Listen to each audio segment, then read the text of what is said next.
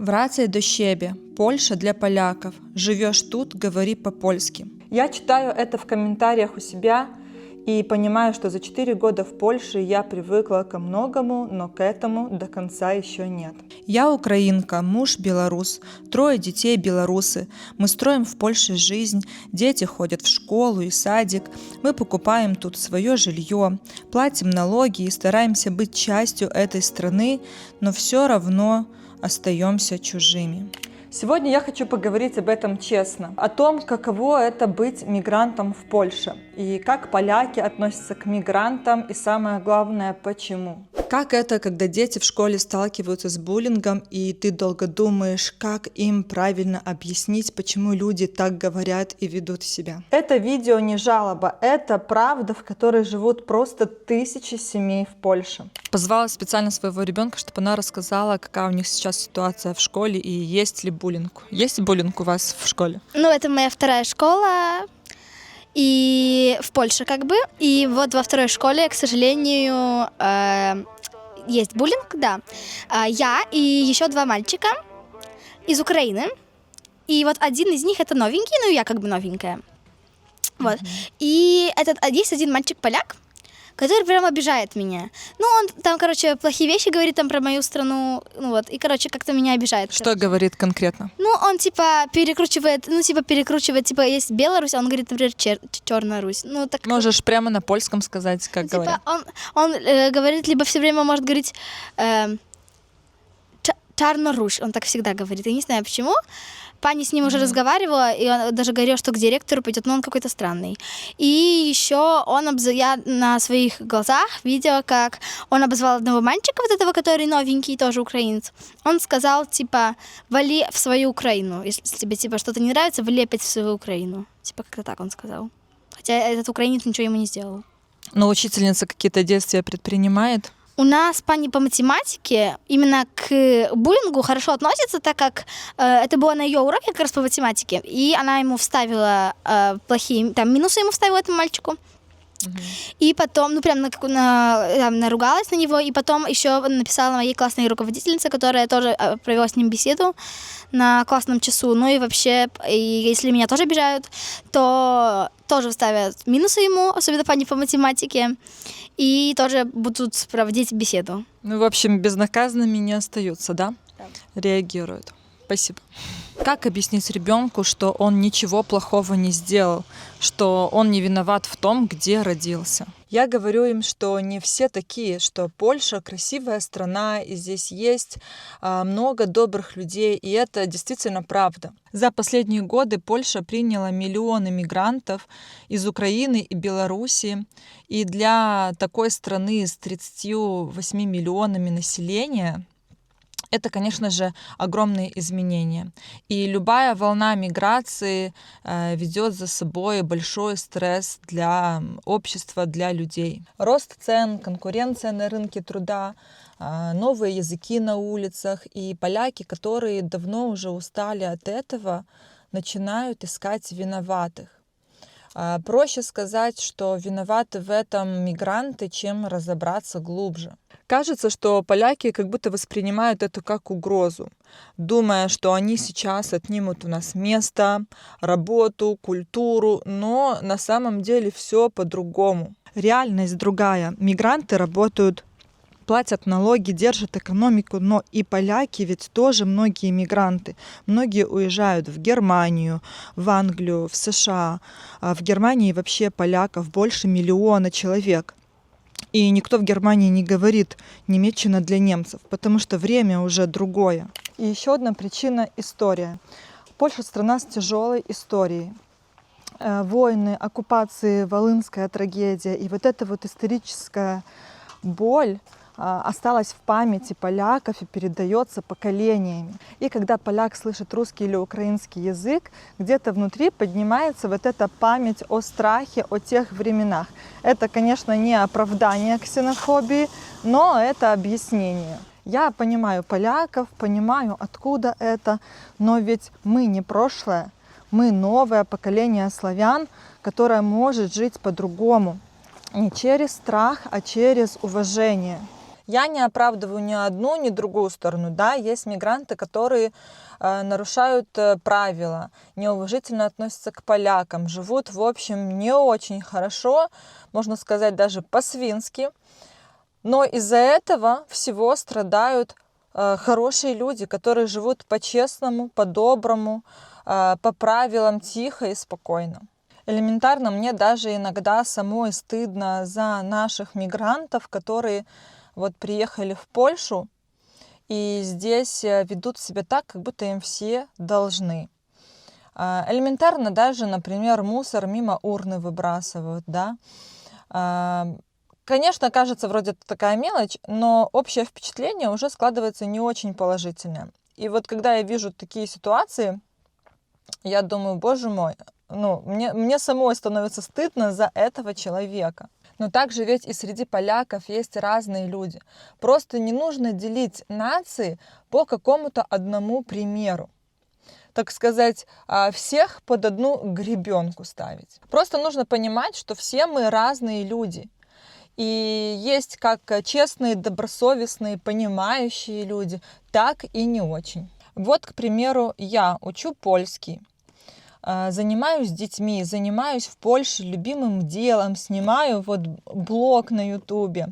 Муж зарабатывает деньги, работает, зарабатывает нам на свое собственное жилье в Польше. Дети ходят в польский сад и школу, узнают в совершенстве 2 языка, польский и русский. Сейчас им уже даже проще и говорить, и думать на польском. И разве это не пример того, что можно быть частью страны, но при этом не потерять себя? Мы не чужие. Мы и все мигранты, живущие в Польше, мы просто обычные люди, обычные семьи, которые тут живут, пытаются строить свою жизнь с нуля. Для нас Польша стала домом, настоящим домом, и я верю, что здесь можно жить спокойно и не чувствовать вот эти вот разделения, ярлыки, деления на свои или чужие. Меня, кстати, недавно дети спрашивали, так, в шутку можно сказать: мама, а мы кто, украинцы, белорусы или поляки? Потому что муж белорус, я украинка. Дети уже, можно сказать, пол своей жизни живут в Польше. Вот Диме вообще было 4 года, когда мы сюда переехали, и спустя месяц жизни тут ему исполнилось 5 лет. Так что можно сказать, что он полжизни прожил в Польше. Я им отвечаю, что вы наполовину украинцы, так как украинка я. По документам вы, конечно, белорусы. Но можно сделать также и украинские паспорта, да, и стать украинцами по документам. Это не проблема. Но также вы и поляки тоже отчасти, так как вам уже легче и думать, и разговаривать на польском языке. Они уже совершают ошибки в окончаниях слов. Когда говорят на русском, я это стала замечать, вот особенно в последнее время. Раньше они не делали эти ошибки. То есть их мозг начинает перенастраиваться на вот этот польский лад. Они полностью интегрировались в польскую среду. И между собой Милана, Дима, старшие мои дети разговаривают иногда на польском. Я это замечаю. Им уже легче, чем на русском. Читать, писать. Писать они пишут с ошибками на русском и только печатными буквами. Им уже проще все делать на польском. Поэтому, конечно, да, можно сказать, что вот в детях вообще три части корней: польский, украинский, белорусский. И нет такого понятия, что вот ты конкретно белорус или украинец или поляк. Вот лично для меня это только мое мнение. Конечно же, вы можете написать в комментариях, как считаете вы. Потому что самое главное, я думаю, это просто быть человеком.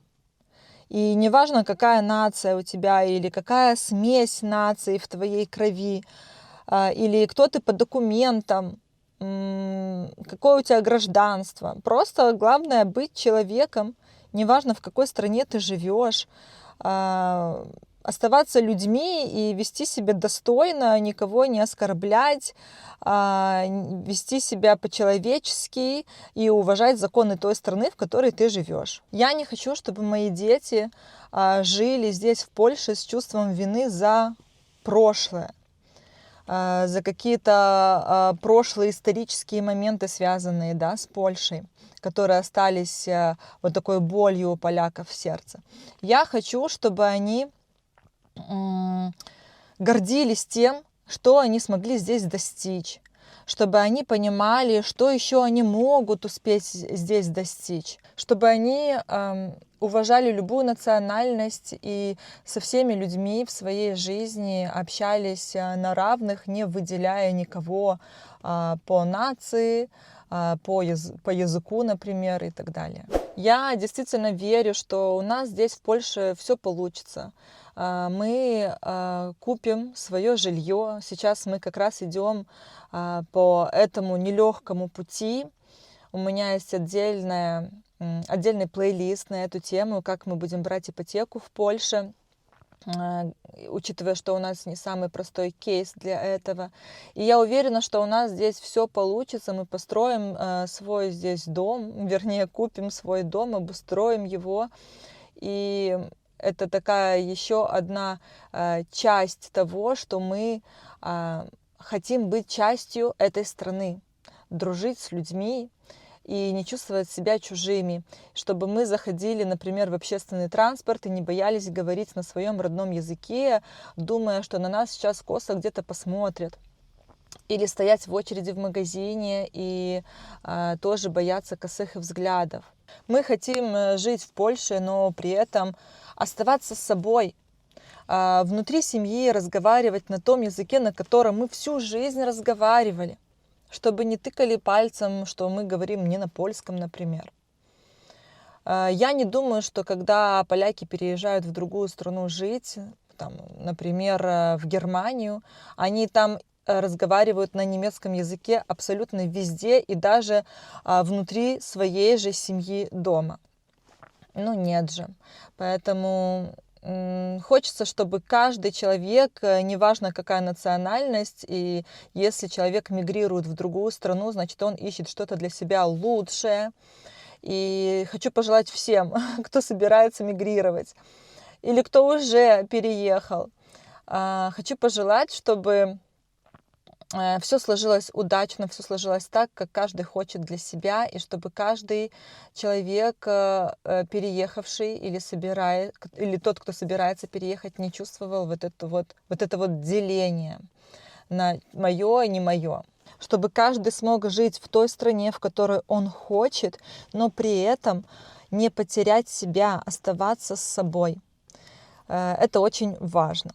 К слову, я очень надеюсь, что мои дети, когда вырастут, не забудут русский язык, на котором мы разговариваем всю жизнь, потому что я вижу с каждым годом, как они прям переходят на вот этот польский мотив, на польское мышление, им все с каждым годом сложнее и сложнее с русским языком. И я очень надеюсь, что они будут помнить этот язык, не обязательно писать без ошибок там или читать, но, по крайней мере, чтобы вот эта память о языке осталась. Это, конечно, очень здорово. Вообще знать несколько языков — это очень хорошо.